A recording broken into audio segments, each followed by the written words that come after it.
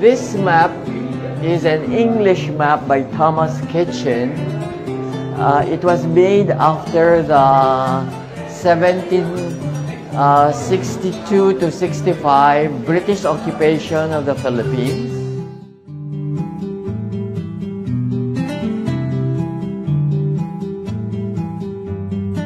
And below, these are priceless maps from Robert Dudley, an Englishman who did it in Florence, Italy.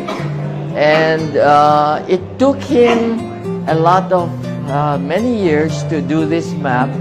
I think it's about 17 years, and he used a lot of silver to do the maps.